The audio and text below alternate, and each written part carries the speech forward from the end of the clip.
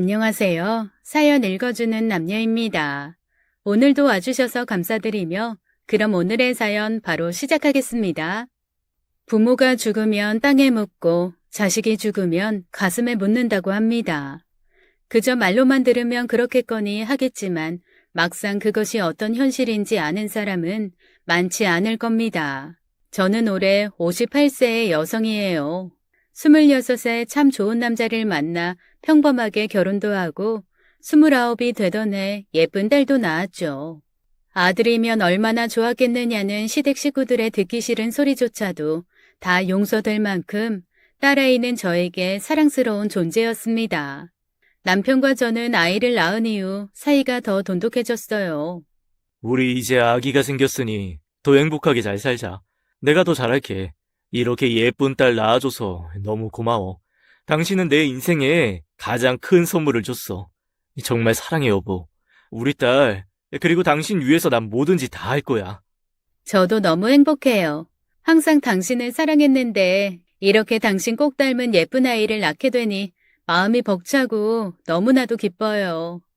처음 아이를 낳아 가슴에 품어보던 날, 고개를 가누던 순간 스스로 몸을 뒤집을 줄 알게 되던 찰나 기고 걷고 뛰며 무럭무럭 자라는 딸의 모든 시간이 저에게는 선물과도 같았죠. 아이가 3살이 되던 해 저는 다시 직장에 복귀해야만 했고 딸을 집에서 꽤 먼 거리에 있는 어린이집에 맡길 수밖에 없었어요. 좀 더 여유가 있었다면 유치원에 들어갈 나이가 될 때까지 제 힘으로 키우고 싶었습니다. 그러나 남편이 벌어오는 수입으로는 점점 생활비가 빠듯했고 딸의 장래를 위해 교육도 잘 시키고 더 좋은 환경에서 키우기 위해서는 수입이 더 필요했습니다. 양가 부모가 딱히 부유한 형편도 아니었기에 어디서 금전적인 도움을 받는 건 참으로 어려운 일이기도 했어요. 그날도 저는 딸아이를 어린이집 통원버스에 태워보내고 직장에 나갔습니다. 너무나도 천사 같은 우리 딸은 어린이집 적응도 잘하고 제가 데리러 가면 항상 웃는 얼굴로 반겨주곤 했죠. 아직 표현이 서툴기는 해도 엄마 아빠라는 말도 또박또박 잘하고 자신의 의사 표현도 점차 분명하게 해나가는 딸이 어찌나 자랑스럽고 기특하던지요. 아기가 주는 삶의 행복이란 이루 말할 수 없이 행복한 것이더군요. 저는 매번 아이를 볼 때마다 더 좋은 엄마가 되어야겠다는 생각이 가장 많이 들었답니다. 직장에 나가느라 하루 종일 돌봐주지 못하는 미안한 마음이 우선이었던 저는 함께 있는 시간만큼은 아이를 위해 모든 것을 다 해주려고 노력했어요. 모처럼 쉬는 날이면 남편과 함께 아이를 안고 나들이를 하고 사진도 많이 찍었어요. 매 순간 아이를 볼 때마다 지금 보는 아이의 모습이 이 아이의 가장 어린 날이라는 생각이 들더군요. 쑥쑥 자라는 딸아이를 보는 모든 순간들이 귀하고 아름다워서 저는 마음이 저릿하고 아이가 조금 더 더디게 커주면 어떨까 하는 생각마저 들곤 했습니다. 제가 너무 행복했기 때문이었을까요? 제 삶이 온통 꽃길만 걸어갈 거라 생각했던 것이 과욕이었을까요? 저는 아직도 잘 모르겠습니다. 제 삶의 수많은 날들을 모두 빼앗아 간다 하더라도 이 아이 하나만큼은 온 힘을 다해 지키고 싶다는 제 바람이 너무나도 커다란 희망사항이었을는지요. 아이는 어린이집에서 처음으로 현장학습을 가던 날, 저는 새벽같이 일어나 아이의 첫 소풍 준비를 했어요. 솜씨를 부려 김밥과 주먹밥, 꽃처럼 예쁘게 깎아 입에 넣기 좋게 자른 과일로 도시락을 쌌습니다. 딸아이는 소풍 가는 날이라는 걸 어쩜 그렇게 잘하는지 일찌감치 일어나 도시락을 준비하는 제 옆에 와 재롱을 부렸답니다. 작은 입에 쏙 들어가게 만든 작은 김밥을 먹으며 딸아이는 해맑게 웃었어요.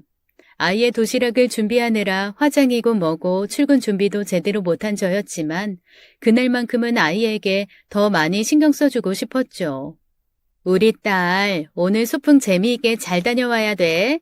가서 뭐하고 놀았는지 엄마한테도 잘 알려줘. 알았지? 가서 선생님 잘 따라다니고 말씀도 잘 듣고 친구들하고 도시락도 같이 나눠 먹고. 네, 엄마. 저는 아이를 품에 꼭 안아준 뒤 어린이집 통원버스에 태워 소풍을 보냈답니다. 노란 버스가 구부러진 길 저쪽으로 사라질 때까지 손을 흔들었어요. 그게 제 딸과 저의 마지막 순간이었죠. 그렇게 아이를 소풍 보내고 회사로 걸어가던 제 입가에는 미소가 가득했어요. 그리고 회사에서 일을 하던 중 회사로 걸려온 전화에 저는 그대로 무너져 내렸습니다. 소풍 장소로 향하던 그 노란색 어린이집 통원버스가 중앙선을 넘은 트럭과 정면 충돌했고 딸아이는 그 자리에서 즉사했다더군요. 머릿속이 하얗게 변하고 아무런 말도 나오지 않았어요. 서둘러 병원에 가보라는 직장 동료들의 말이 마치 귀가 멀어가는 사람처럼 잘 들리지 않더군요. 무슨 정신으로 택시를 탔는지 어떤 생각으로 병원 이름을 말했는지 제대로 기억나는 것이 없었습니다. 병원 영안실 앞에는 이 모든 것들이 전부 거짓이기를 바라는 학부모들이 정신 나간 얼굴로 아이의 이름을 부르며 울부짖고 있었어요. 다행히 목숨을 건진 아이들은 응급실에서 치료를 받고 있었고요. 생사가 엇갈린 부모들 사이에서 저는 자꾸만 영안실이 아닌 응급실 쪽을 쳐다보게 되더군요. 왜 우리 아이가 영안실에 있다고 하는 걸까? 응급실에서 이렇게 아이들 울음소리가 크게 나는데 우리 딸이 저곳에서 친구들과 함께 울고 있을 것만 같은데 뒤늦게 연락을 받고 도착한 남편은 영안실 앞 복도에 주저앉은 채 미친 사람처럼 허공을 바라보고 있는 저를 발견하고 그 자리에 멈춰섰어요. 남편도 이 현실을 받아들이는 게 쉽지 않아 보이더군요. 여보, 우리 은영이가 죽었대요. 거짓말이죠? 우리 은영이 응급실에서 치료받고 있는데 의사들이 잘못 착각한 거죠. 저기 은영이 울음소리 들리잖아요. 우리 은영이가 아파서 울고 있잖아요.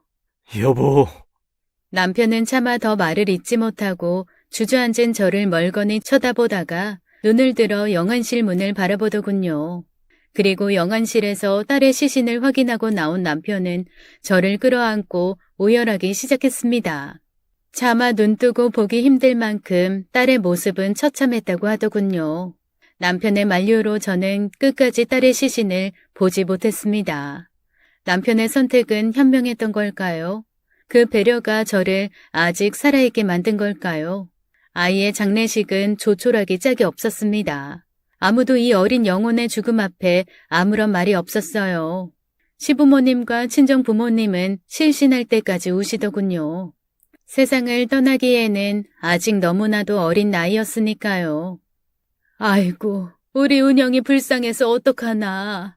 우리 예쁜 손주 안타까워서 어떡해. 내 손주 딸 살려내라. 이것들아, 내 손주 살려내. 시어머니는 누구에게인지 알 수 없는 분노로 가슴을 쥐어뜯으며 우시더군요.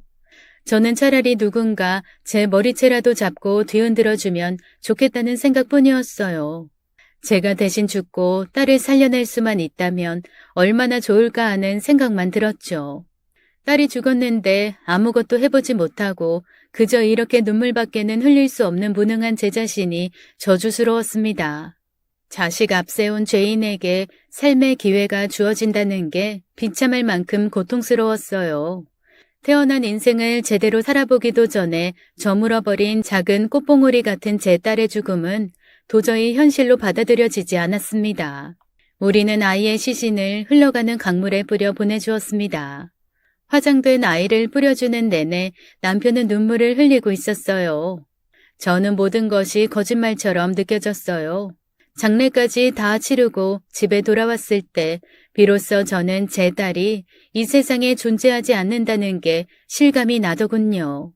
모든 것이 그대로였습니다. 딸을 소풍에 보내느라 준비했던 김밥 재료가 냉장고에 고스란히 남아있었고 설거지에 엎어둔 그릇과 김밥말이가 바싹 마른 채 싱크대를 차지하고 있었어요. 거기에는 딸아이가 가지고 놀던 인형이며 블록 장난감이 그대로 놓여 있었죠. 딸의 방에는 채 개키지 못한 이부자리와 잠들 때마다 꼭 끌어안고 자던 곰인형이 눈을 번쩍 뜨고 주인을 기다리고 있었습니다. 거실 한복판에 걸려있는 세 식구가 함께 찍은 가족 사진이 썰렁한 집안 한가운데 떡하니 버티고 있었죠. 세 식구는 마치 영원히 행복할 것 같은 얼굴로 액자 속에서 웃고 있었습니다. 모든 게 다 나 때문이에요. 은영이를 그렇게 일찍 어린이집에 보내는 게 아니었어요. 그놈의 돈이 뭐라고. 내 딸 이렇게 잘못될 줄은 꿈에도 생각 못하고 내가 어리석었어요. 내가 죽인 거예요. 내가 죽인 거나 다름없어요. 저는 미친 사람처럼 은영이 방에 주저앉아 중얼거렸어요. 남편은 그런 저를 안타까운 얼굴로 바라보며 한숨을 쉬었죠. 당신 잘못이 아니야. 사람마다 다 자기 타고난 운명이 있는 거야. 우리 딸도 그냥 자신에게 주어진 삶을 살다가 떠난 것뿐이야. 어떻게 당신이 죽였다는 말을 할 수가 있어? 당신, 은영이 최선을 다해 키웠잖아. 당신 잘못한 거 없어. 그냥 그건 사고였을 뿐이야. 그냥 사고였다고요? 그럼 아무 죄 없는 우리 은영이 운명이 이렇게 억울하게 죽는 거였단 말이에요? 사고를 낸 트럭 기사는 죽지도 않았다잖아요. 그 트럭 기사 대낮에 술까지 먹었다고 하던데 왜 사고를 낸 가해자는 멀쩡하고 우리 착한 은영이가 죽었느냔 말이에요. 가만두지 않을 거예요. 그 트럭 기사 깜빵에서 나오면 내가 내 손으로 죽이고 말 거라고요. 저는 악다구니를 쓰며 울부짖기 시작했어요. 도저히 받아들일 수 없는 현실이 너무나도 고통스러웠어요. 그리고 모든 것들이 다 저주스럽게 느껴지더군요. 사고를 낸 트럭 기사는 운행하기 전 낮술까지 마시고 졸음운전을 하다 중앙선을 넘어버린 거였고 그 트럭의 정면으로 충돌한 어린이집 통원버스가 전복되면서 수많은 사상자를 낸 사건이었어요. 저는 그 누구도 용서할 수 없더군요. 사고를 낸 트럭 기사부터 하필이면 규정 속도보다 더 빠르게 운행했다는 어린이집 통원버스 기사, 그날 현장 학습을 준비한 어린이집, 그리고 애당초 어린이집에 아이를 맡기고 돈을 벌러 나갔던 저 자신, 넉넉하지 못한 집안 형편, 남편과 양가 부모님들 모두가 원망스러웠어요. 누구도 의도하지 않은 사고였지만 모두가 의도한 것처럼 느껴졌어요. 모두가 공범 같고 모두가 합심해 제 딸을 죽도록 내버려둔 것만 같았어요. 끝내는 세상에 존재한다는 5만 가지 신을 전부 다 저주하게 되었죠. 모든 것이 주님의 뜻이라고 말하며 위로하는 동네 전도사님, 시어머니가 다니는 절의 주지스님, 그 사돈의 팔촌까지라도 저는 얼마든지 원망하고 있었어요. 그냥 이 세상이 다 싫고 숨만 붙은 채 살아있는 제 자신이 더 싫었습니다. 제가 너무 고통스러워하는 모습을 본 남편은 딸의 물건들을 치우려 했지만 저는 온몸으로 막았었어요. 아이가 가지고 놀다 남은 장난감 하나도 치우지 못하게 했죠. 제발 뭐라도 좀 먹어. 이러다 당신까지 큰일 치르겠어. 살아서 뭐해요. 우리 딸 이렇게 허무하게 죽었는데 내가 살아서 뭐하게요. 저는 모든 것이 저를 빼고 일상으로 돌아가는 과정을 지켜보며 치가 떨렸어요. 산 사람은 살아야 한다는 말이 저를 더욱 미치게 만들더군요. 남편은 딸아이의 사구제까지 치른 뒤 제일 먼저 일상으로 복귀했어요. 꾸역꾸역 아침밥을 먹고 양복을 차려입고 회사에 출근했어요. 회사에서 돌아오면 하루 종일 아무것도 하지 못한 채 멍하니 딸의 사진만 쳐다보고 있는 저를 애써 외면하며 일찌감치 잠자리에 들었죠. 그렇게 1년의 시간이 흘러가는 동안 우리 삶은 지옥이나 다름없었습니다. 남편은 어느 순간부터 저에게 아무런 말도 건네지 않았고 저는 남편의 식사를 차리거나 치울 때 죽지 않을 만큼의 음식만 조금 먹은 뒤 남은 음식은 전부 쓰레기통에 버리는 행동을 반복했어요. 딸의 방부터 시작해 집안꼴은 금방이라도 거미줄이 생길 만큼 흉흉해졌죠. 남편은 어느 순간부터 집에 일찍 들어오는 걸 일부러 피하기라도 하듯 귀가 시간이 늦어졌어요. 성실하고 가정적이던 남편도 더 이상 흉가처럼 변해가는 집안 살림과 귀신처럼 마르고 볼품없어지는 저를 견디기 어려웠던 거죠. 늦게 들어오는 남편에게서는 술 냄새가 나기 시작했고 저는 그런 남편이 더욱 불편해졌어요. 하루는 남편이 저를 붙들고 진지하게 말하더군요. 이렇게 계속 망가지기만 하면 우리 은영이가 살아 돌아오기라도 해? 은영이가 당신 모습을 보면 어떻게 생각할 것 같아? 기뻐할까? 하늘나라에서 은영이가 당신 바라보면서 얼마나 가슴 아파할지 생각이나 해봤어? 은영이는 천국에 갔다면서요. 전도사님이 그러던데요. 어머님 다니시는 절스님은 은영이가 극락왕생했다고 하던데요. 다들 그러잖아요. 은영이 좋은 데 갔다고. 그럼 은영이가 좋은 곳에 갔으니까 당신도 그만 은영이를 놔주면 되잖아. 당신이 놔주지 않으면 은영이도 영면 못해. 편안하게 눈 감을 수 없다고. 당신은 그게 그렇게 쉬워요? 딸이 영영 돌아올 수 없는 곳으로 떠났는데 그렇게 사는 게 쉽냐고요. 저는 적개심 가득한 얼굴로 남편을 쏘아보며 독서를 퍼부었어요. 아이 다시 가지면 돼. 은영이처럼 예쁜 아이 다시 갖고 우리도 원래대로 돌아가서 살면 하늘 날아가는 은영이도 기뻐할 거야. 그게 가장 현명한 길이라는 걸 아직도 모르겠어? 남편은 눈물을 글썽이며 저를 어르고 달랬지만 저에게는 전혀 위로가 되지 않았어요. 이미 저는 깊은 우울증에 시달리고 있었던 것이죠.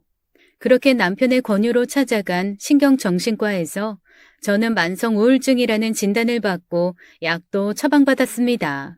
그러나 처방받은 일주일치 약을 한 번에 털어넣은 저는 병원에서 눈을 떴고 남편도 모든 것을 포기한 듯 고개를 떨구며 더 이상 아무런 말도 하지 않더군요. 남편과 저는 서로를 바라보는 것 자체가 고통인 나날을 보냈습니다. 그렇게 한참의 시간이 지나간 뒤 남편이 어느 날 서류를 건네더군요. 우리 서로를 바라보는 것 자체가 너무나도 고통인 것 같아. 우리 그냥 서로 보지 않고 사는 게 각자에게 좋을 것 같아. 저는 남편이 내민 이혼 서류를 멍하니 바라보았어요. 저를 지켜보는 남편의 눈은 텅 비어 있었죠. 어떤 원망도 희망도 기대도 좌절도 없는 그런 무의미한 눈빛이었어요. 그것은 너무나도 서글픈 이별이었죠.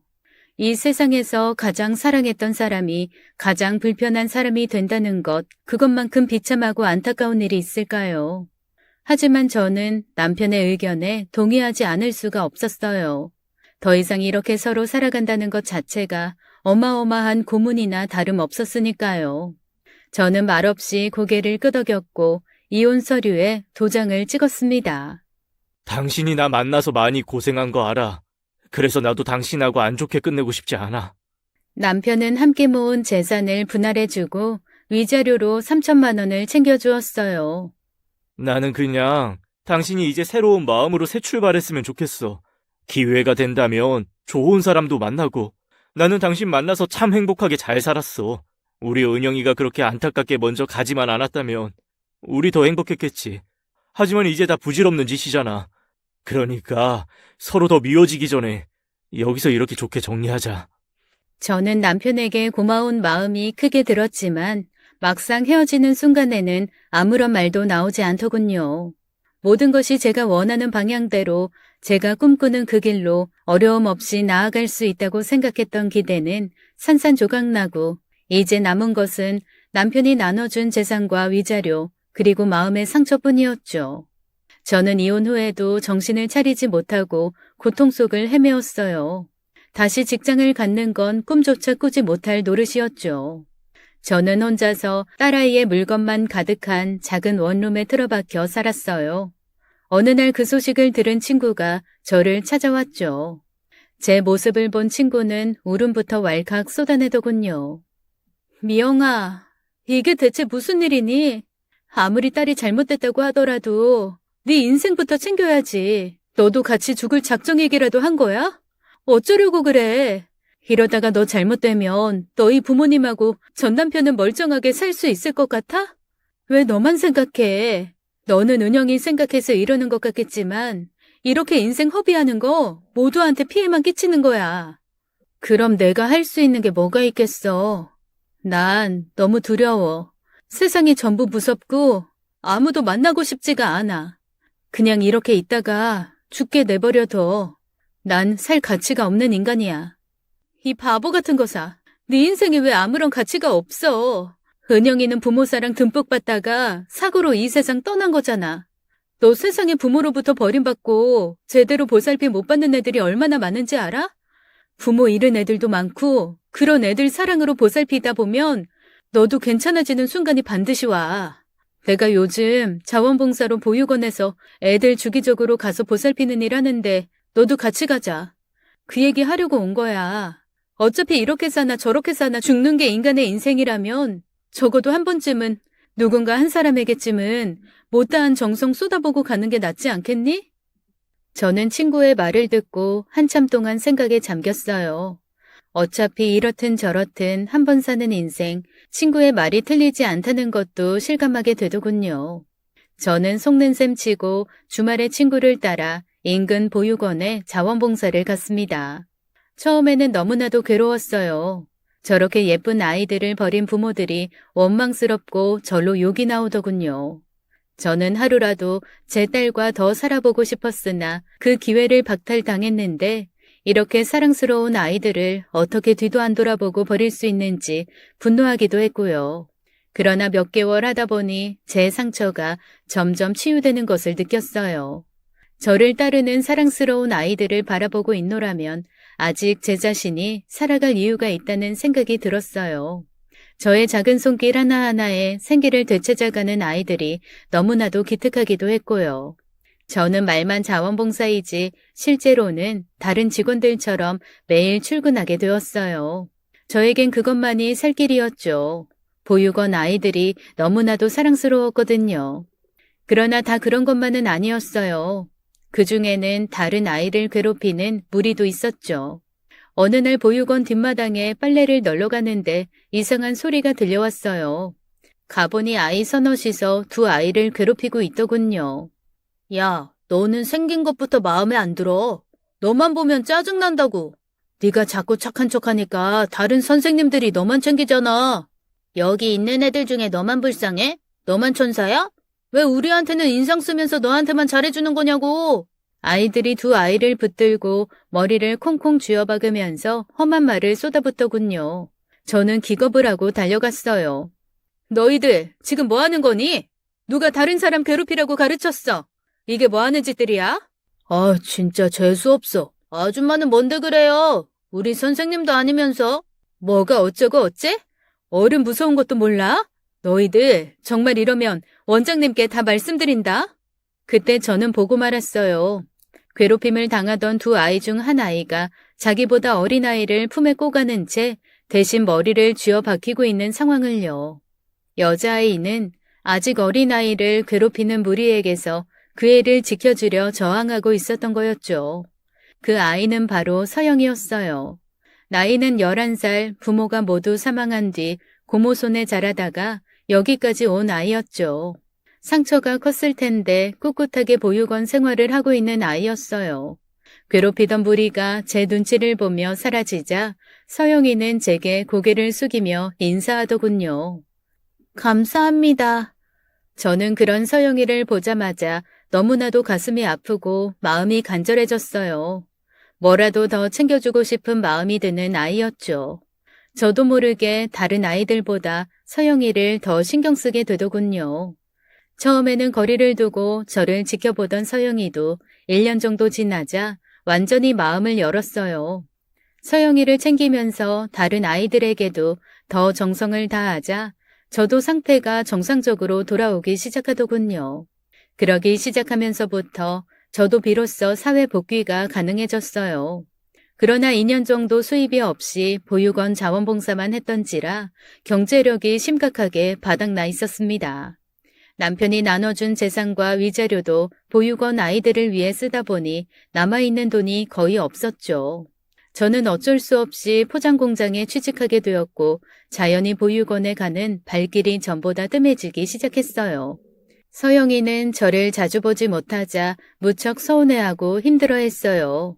저는 월요일부터 토요일까지 일하고 일요일에 가서 서영이를 챙겨주었죠. 눈치 빠른 서영이는 제 상황을 알고 투정을 부리지도 않았어요. 저는 그게 더 안쓰러웠죠. 입양이라도 하고 싶었지만 경제적인 문제와 정상 가정이 아니라는 이유로 자격이 미달되어 그럴 수가 없었어요. 무엇보다 경제력이 가장 큰 문제였죠. 저는 서영이를 보는 일요일만 빼고는 공장에서 미친 듯이 일만 했어요. 항상 야근을 도맡아 하다 보니 건강도 많이 상할 수밖에 없었죠. 어느 날은 일요일에 서영이를 보러 보육원에 갔다가 그대로 쓰러진 날도 있었어요. 서영이는 제가 쓰러지자 울면서 병원까지 쫓아왔더군요. 눈을 뜨니 서영이가 앉아 있었는데 저는 그 모습을 보자 더욱 눈물이 났어요. 저 나중에 커서 꼭 성공할 거예요. 그래서 선생님 꼭 행복하게 해드릴 거고요. 그때까지 건강하게 계셔야 돼요. 그래야 제가 받은 사랑 다시 돌려드릴 수 있잖아요. 서영이는 말도 얼마나 예쁘게 잘하는지 저는 죽은 딸 생각과 함께 서영이에 대한 고마움으로 눈물이 쏟아져 내리더군요. 나중에 커서 성공하겠다는 말을 듣는 것만으로도 행복했어요. 제가 누군가에게 희망이 될 수 있다는 사실이 가슴 벅차게 뿌듯하더군요. 저는 이를 악물고 더 열심히 일했어요. 몸이 힘든 건 아무것도 아니었죠. 일요일 하루라도 서영이를 볼 수 있다는 것에 피로가 가셨어요. 서영이는 이제 제 딸이나 다름없었죠.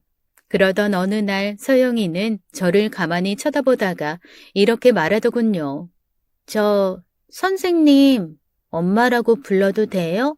서영아, 그게 진심이니? 네, 엄마라고 부르고 싶어요. 허락해 주시겠어요? 저는 서영이를 꼭 안으며 펑펑 울었습니다. 죽은 제 딸이 살아 돌아온 듯 너무나도 기쁘더군요. 그럼 이제 엄마라고 부르고 날 엄마라고 생각하렴. 네, 엄마. 그렇게 저에게도 새로운 삶이 시작되고 있었어요. 영영 잃었던 딸을 다시 만난 듯 제 마음은 온통 사랑과 기쁨으로 가득 찼지요. 신은 제가 행복한 순간을 도저히 견딜 수 없었던 것일까요? 그렇게 제가 삶의 기쁨을 만끽하던 어느 날 저에게는 또 다른 불행이 덮쳐오고 말았어요. 평소 치근대던 포장회사 사장이 야근을 하고 있는 저에게 다가오더군요. 늘 그렇듯 남편 없이 혼자 사는 저를 만만하게 생각하고 툭하면 말로 희롱하던 인간이었어요. 이렇게 늦게까지 일하는 이유가 따로 있는 거 나도 잘 알아. 어떻게든 날 꼬셔보려고 그러는 거 내가 모를 줄 알았나? 그게 무슨 말씀이세요? 전혀 그런 생각 없으니까 추호도 오해하지 마세요. 그게 아니면 젊은 여자가 이 늦은 시간에 혼자 공장에서 야근한다는 게 어떻게 설명이 되지? 야근 수당 많이 챙겨주는 것도 아닌데. 이상하잖아. 안 그래? 사장님, 괜한 소리 마시고 집에 가서 사모님하고 아이들 챙기세요. 저한테 이러실 시간에. 뭐가 어쩌고 어째?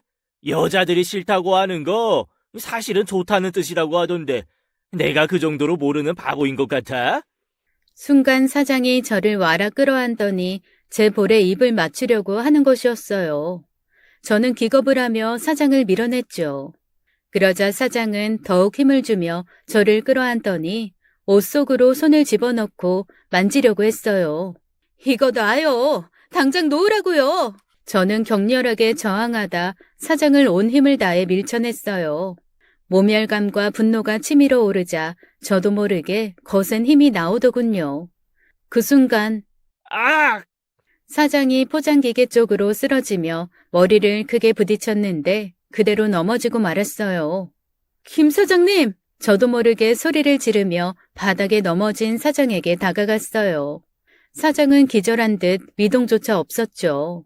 저는 바로 119를 불렀고 사장은 곧바로 병원에 실려갔어요. 머리를 세게 부딪혀 뇌출혈이 왔다고 하더군요.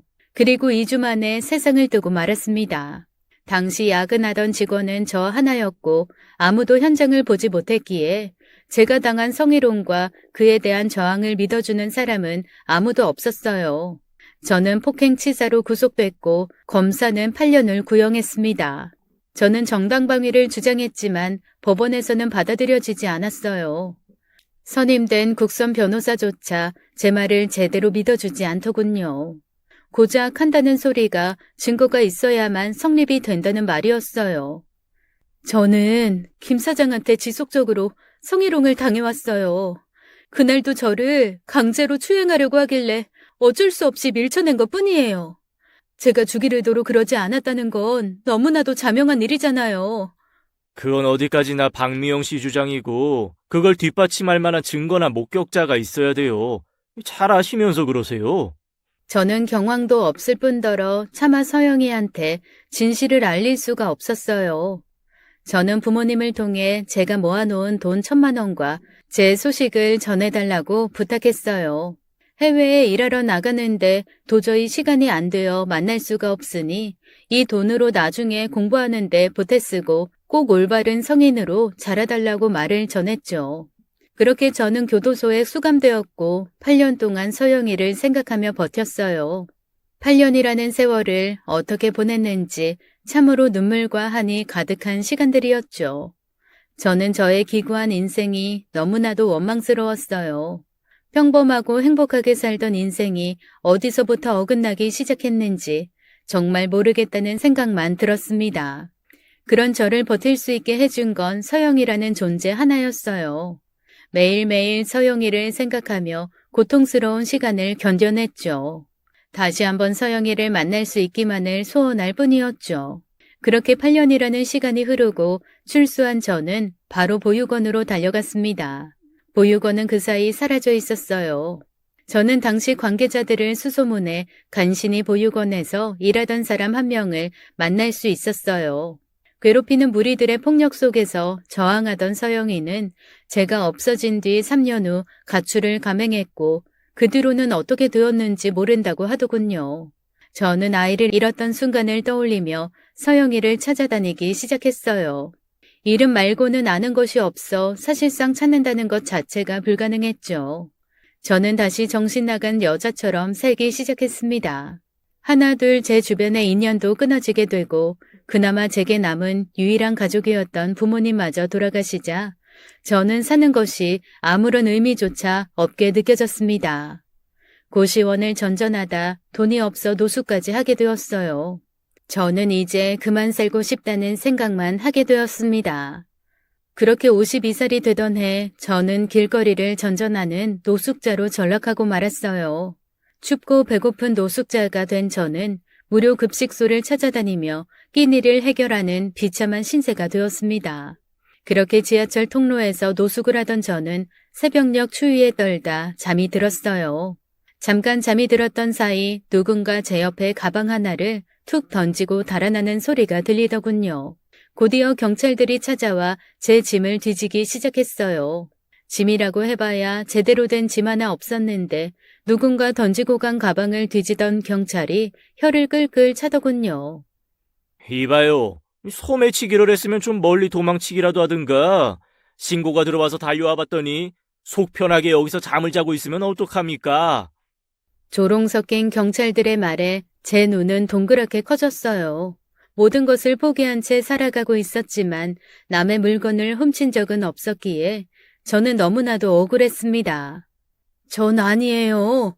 절대로 아니라고요. 경찰들은 제 말을 무시하고 저를 그대로 잡아갔어요. 경찰서에 끌려가자 저는 예전의 트라우마가 그대로 생각나 온몸이 벌벌 떨렸습니다. 제가 술 취해서 길거리에 잠들어 있거나 지하철에서 졸고 있는 사람들의 지갑을 소매치기 했다고 하더군요. 저는 정말 아무것도 모르는 일이었어요. 그러나 경찰들은 노숙자의 말을 믿어주지 않았습니다. 신원을 조회하니 떡하니 나오는 제 살인 전과에 경찰들은 고개를 가로저으며 곧바로 저를 유치장에 집어넣었어요. 그렇게 저는 검찰로 송치됐고 검사실까지 끌려가게 되었습니다. 너무나도 두렵고 무서웠어요. 예전에 김 사장과의 사건이 떠올라 심장이 조일 듯 고통스러웠죠. 남자 검사는 아니나 다를까 저를 마구 체근하기 시작했어요. 살인 전과를 보더니 어처구니가 없다는 듯 실소를 금치 못하더군요. 이러고도 자신이 무죄라고 주장할 겁니까? 8년이나 감방에 있다가 나왔으면 이제 그만 새 출발할 때도 되지 않았어요? 남자 검사는 저를 자범이라고 부르며 옆에 있던 젊은 여자 검사에게 알아서 처리하라고 전하더군요.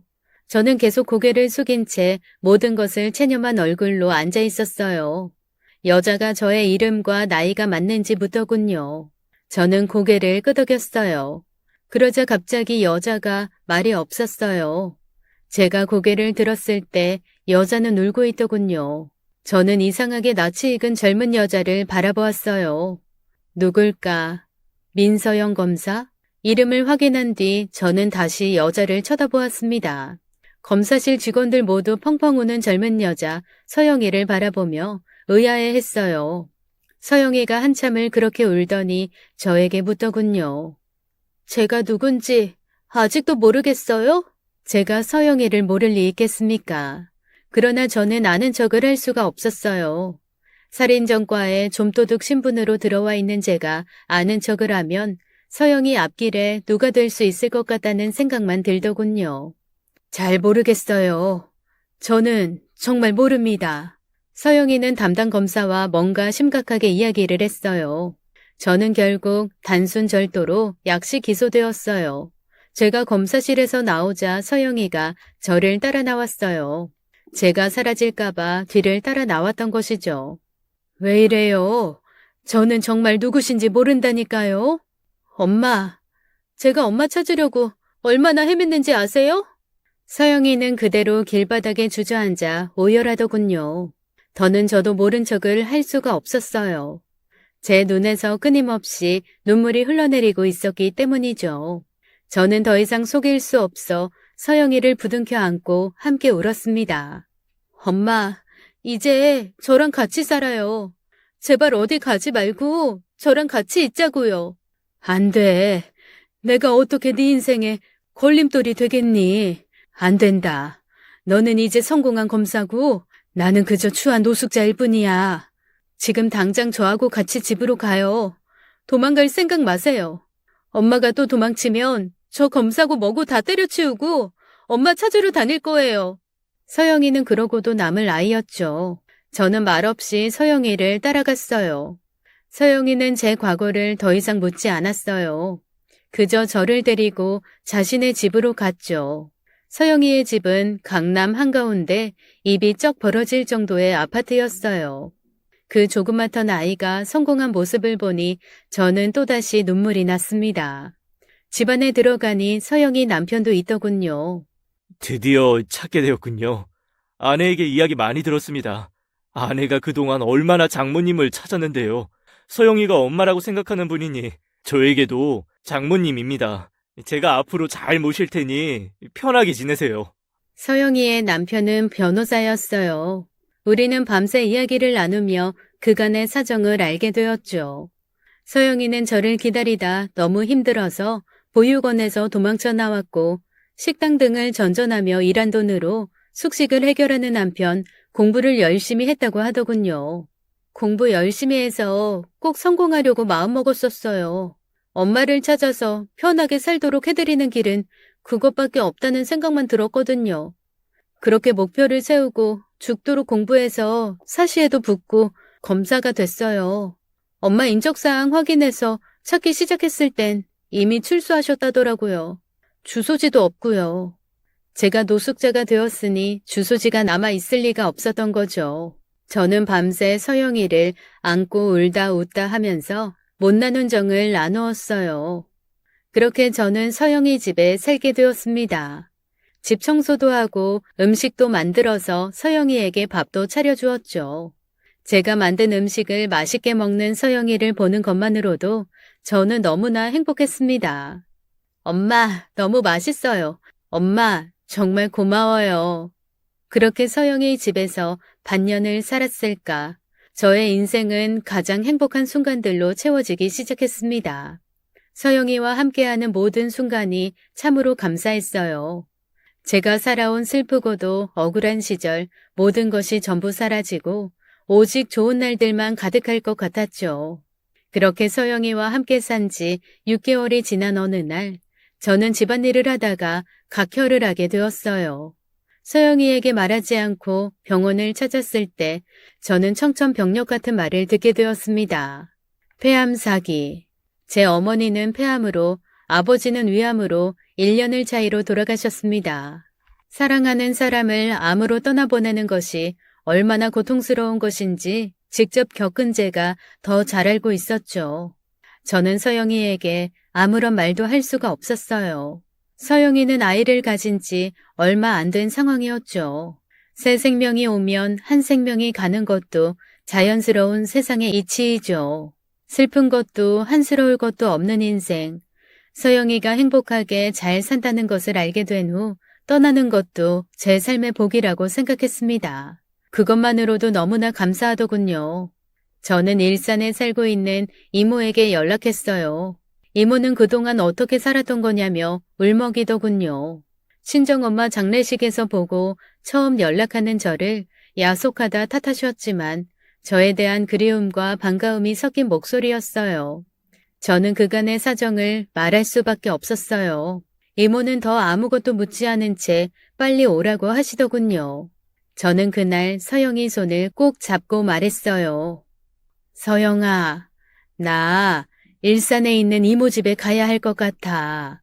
이 집에서는 너한테나 너희 신랑한테나 미안해서 계속 살 수가 없을 것 같아. 엄마, 그게 무슨 말씀이세요? 엄마가 옆에 계셔서 제가 얼마나 좋은데요. 저 이제 아기도 생겼는데 엄마가 저 돌봐주셔야죠. 저 엄마가 해준 음식 아니면 입덧 때문에 먹지도 못하는 거 아시잖아요. 그래도 어쩔 수가 없을 것 같구나. 실은 우리 이모가 몸이 많이 아프신데 돌봐줄 사람이 없어. 너한테는 미안하지만 나도 내 이모를 완전히 외면할 수가 없을 것 같구나. 저는 건강하기 짝이 없는 이모를 환자로 만들고 나서야 서영이를 설득할 수 있었어요. 서영이는 못내 서운해하면서도 아픈 이모를 돌봐드리러 가야 한다는 제 사정을 수긍하는 눈치였죠. 저는 이모에게 가자마자 제가 암이라는 소식을 알렸어요. 이모에게 짐이 되는 것 같아 너무나도 미안했지만 이모는 하나뿐인 피부치가 암까지 걸렸다는 말에 너무나도 가슴 아파하셨습니다. 저는 이모에게 서영이 이야기를 해준 뒤 절대 제가 암이라는 걸 알리지 말아달라고 부탁했어요. 이모도 그런 제 마음을 잘 이해해 주셨죠. 서영이에게는 자주 연락이 왔고 시간이 날 때마다 찾아오기도 했어요. 저는 서영이에게 말했어요. 나 실은 법조계 사람들이 불편해. 너희 집안은 모두 그쪽 아니니. 너희 시아버지도 부장검사 출신 변호사고 네 신랑도 변호사고 무엇보다 너희는 그렇게 잘 사는데 나는 이렇게 못 사는 모습에 비참함도 느낀다. 엄마, 그게 무슨 말씀이세요? 그럼 이모님이 아프다는 것도 다 핑계였어요? 저를 떠나기 위한? 제가 이렇게 성공하려고 애쓴 거 엄마 만나서 행복하게 해드리려고 한 동기에서 그랬다는 거 잘 아시잖아요. 그래도 내 마음이 불편한 건 어쩔 수 없잖니. 서영이 너와 너희 가족들 보면서 내가 자꾸 낮아지는 느낌이야. 거기다 나는 전과자고. 그러니 우리 이제 서로 그만 보자. 저는 마음에도 없는 모진 소리를 하며 서영이에게 고개를 돌렸어요. 서영이의 울음에 저도 목이 메어왔지만 이 방법이 최선이라는 생각만 들더군요. 그냥 이렇게 서로의 길을 가는 것이 최선의 방법이라고 여겼죠. 저는 그렇게 얼마 남지 않은 인생의 마무리를 하기 위해 호스피스 병동으로 거처를 옮겼어요. 죽음을 앞둔 사람의 심정이란 참으로 복잡 미묘한 것 같습니다. 항암 치료를 하고 있지만 이렇다 할 성과가 없는 상황이었죠. 의사는 아무리 길어도 1년이라고 하는데 저에게는 그 시간마저 하루하루 너무나도 애틋하게만 느껴집니다. 진통제에 취해 잠들었다가 잠깐 눈을 떴을 때 서영이가 와 있었어요. 저는 놀랐지만 서영이는 담담한 얼굴로 저를 지켜보고 있더군요. 제 손을 꼭 잡은 서영이가 천천히 입을 뗐어요. 엄마, 정신 잃을 때마다 저 많이 찾았다고 이모가 그러시던데요? 왜 저한테 다 말씀하시지 않으셨어요?